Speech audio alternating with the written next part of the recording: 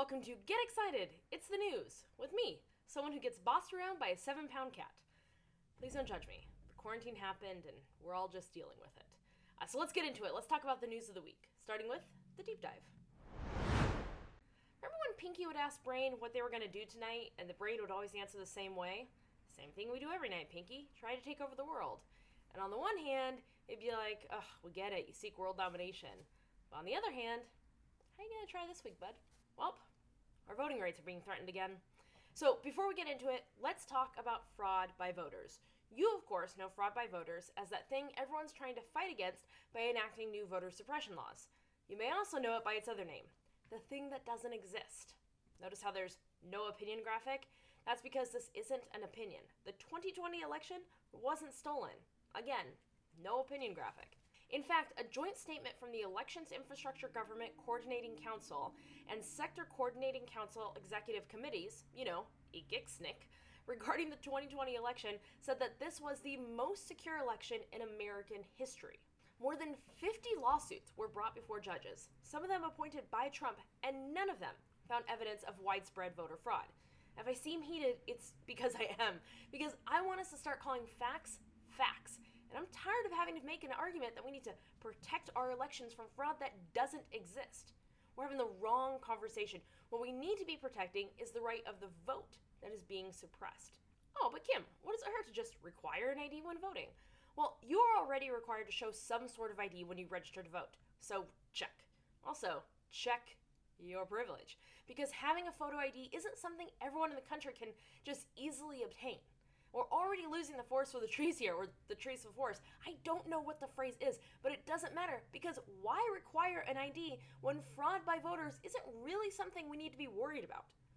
Also, let's just talk about logistics. You don't need an ID to cast a ballot by mail. And by the way, when I say widespread fraud by voters is a non-issue, I'm talking about mail-in ballots also. Okay, but Kim, mail-in ballots are only okay for the military. Okay, or also the many states that are already doing it, or, and hear me out, anyone who wants to do it, since just like in-person voting, the rate of voter fraud is so low that you're more likely to be struck by lightning than commit mail-in ballot fraud. Look, I'm happy to have a conversation about all of this. Long conversations. Conversations you'll regret starting because I can't pick up on social cues and won't know when to stop because everyone's bored and stopped listening. But I'm not going to have that conversation until you're willing to admit that the rate of fraud by voters is so low that you have to go 4 zeros and a 1 after the decimal. If you told me the chance of something happening was 0.00001%, I'd be like, wait, why are we even talking about this? Obviously, it's not going to happen. Conversation rooted in fact. What a novel idea. So now that you have a little insight into the running commentary that's essentially always happening in my head, I'm not going to assimilate back into society well. Let's talk about what prompted all of this, H.R. 1. H.R. 1, the For the People Act, has passed the House this week and is headed for the Senate, where it is not expected to pass. H.R. 1 would impose new national requirements, weakening restrictive state voter ID laws, mandate automatic voter registration, expand early and mail-in voting, make it harder to purge voter rolls, and restore voting rights to former felons. Thank goodness this bill won't become a law. You have to have people out there just participating in democracy. That's the last thing we want. So if it's been a while since you've watched Schoolhouse Rocks, the way a bill becomes a law is that the House has to sign off on it, then the Senate, then the President. Which is what I was referring to when I said H.R. 1 wasn't expected to pass the Senate. Because, once again, it always comes back to the filibuster, which I went into detail on the January 24th episode and keeps coming back almost every single week. So there's no way this thing gets 60 votes in the Senate. Which just... If we're having conversations rooted in fact, can we also have them rooted in common sense? Because if the 2020 election was stolen, why didn't Democrats do a better job and steal more Senate seats? Access to the ballot is a partisan issue, which is bonkers. Because it's not like anyone's asking, hey, what's your political party? Oh, you're in the balloon party? Well then go right ahead. Oh, I'm sorry, wait, you said the kazoo party? Well, gonna need some ID from you, pal. No, this affects everyone who wants to vote. So I'm all sweaty and stuttering over a law that's not even going to pass the Senate? First of all, how dare you? I don't need a reason to sweat. But the rest might have something to do with the 253 laws in 43 states that are currently being introduced to suppress votes. Which votes? Well, I'll tell you. Actually, I'm going to let an adult tell you. Eliza Swearin Becker, who serves as the counsel for Brennan Center's democracy program, said this: "Voters who have less economic flexibility, less job flexibility, that's going to make it harder for them to vote. A bill that is going to require a particular kind of voter ID typically burdens voters of color. Voters of color tend not to have whatever the required ID is in higher numbers than white voters, for example.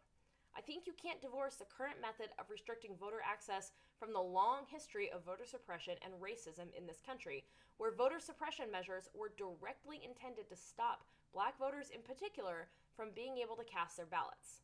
This isn't an opinion. This isn't seeing ghosts around the corner. This is real. This is happening, and it's happening because of Democratic turnout in the 2020 election."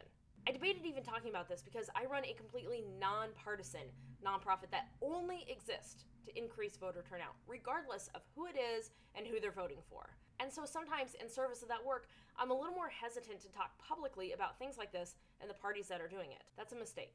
That's my mistake. We can't be silent about this because voter suppression is a threat against democracy, all of democracy. If you're upset that you lost an election, you need to get yourself together and figure out why not enough people voted for you. It's time for some self-reflection, not voter suppression. I'm very sorry that rhymed. I'm really annoyed right now. Normally the deep dive isn't like this, but this really is like a foundation of what I'm probably going to be talking about a lot more in the future and what you need to be looking out for. I'm doing this a little bit because this is my show and like 4 people watch it, but mostly I'm doing it because injustice anywhere is a threat to justice everywhere, and voter suppression hurts everyone in the long run. Gotta walk away from it. Flustered myself. We're not done talking about this. When I come back, headlines. In Texas, a school assignment on chivalry required female students to, quote, dress in a feminine manner to please men, quote, not complain or whine, and, quote, obey any reasonable request of a male. There are 11 tasks on this assignment, all of which have to be witnessed and signed off on by an adult. The assignment literally says, all ladies deemed worthy of honor by the gentleman will receive 10 points for every signature at the end of the day. Also, quote, fathers and other adult males may insist on following the rules into the evening. Texas, I love you so much, but could you just be like a little less Texan this week? Just tone it down a little bit. A plastic surgeon logged into his traffic court case while operating on a patient. No joke, this is what he said. Quote, I have another surgeon right here with me who is doing the surgery with me, so I can stand here and allow them to do the surgery also. Incredible! For what it's worth, the judge rescheduled the case. The first hotel in space is set to start construction in 2026. That's 5 years! 5 years from now, we're going to be like, Vegas, Cabo, space. We haven't gone to space in a while. The price is currently estimated to be $5 million for a 3.5-day trip around the Earth. Now, I know what you're thinking, and I have the same thought, but don't worry. I've been assured, quote, you're going to have the top chefs making really, really good food. So that's worth it. Whatever. Sign me up. Send me to space. Remember a couple minutes ago when I was like, don't talk to me about voter suppression unless you read that article? I walked around the room for a minute, gathered my thoughts, considered booking that trip to space, and then remembered how I don't have $5 million, and now I'm back. I'm calm. And this week's V of Service is the same. Read some articles written with as little bias as possible and really understand and learn about what's happening. Look at the cases of fraud that have been brought to court and then thrown out. Really, for real, look at what's happening. And then, and please know that I know this part isn't easy. When you see someone you love talking about voter fraud, engage them in conversation. Not debate. Don't fight just to fight. Talk to them. Try and understand where they're coming from, and then help them understand what's really happening here. We need to fight for voter rights on 2 fronts, with state lawmakers, but also with this massive misinformation campaign. It's a big fight, and I'm very sorry to tell you, it's going to require all of us. Finally, because this is my own show, and sometimes the pickup is just for me, here's a throwback to Kelly Clarkson's 2012 Super Bowl bangs.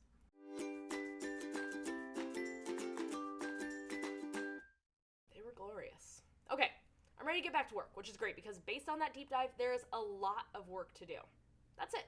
That's the news. As a reminder, you can go to KimMoffitt.com/getexcited for a transcript of this week's show, as well as links to everything I talked about. If you want to talk about voter suppression, you better read those articles first and come at me with some rationality, because we're not doing hypotheticals or whataboutisms anymore. Also, if you like the show or just haven't added to your story in a while, please feel free to share. Have a great week, friends.